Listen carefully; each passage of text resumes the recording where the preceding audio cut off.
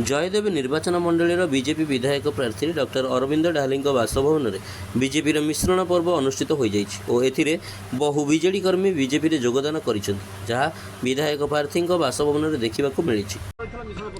आज आमर बालिअंता पंचायत शताधिक युवक बंधु माने आज भारतीय जनता पार्टी सामिल हेले एवं नरेंद्र मोदी जी कार्यकलाप संतुष्ट होती एवं आमर राज्य सभापति मनमोहन सामल आमर सांसद अपरित षडंगी समस्त नेतृत्व में से खुशी अच्छा से आगामी दिन में वीर योद्धा परी काम करेंगे युवक बंधु मैंने समस्ते आज आसी मिसी एमती प्रतिदिन प्रत्येक पंचायत रू समस्ते भारतीय जनता पार्टी सामिल हे से आसवे सामिल हे एवं से सैनिक बढ़िया ये जो आगामी निर्वाचन में काम करेंगे।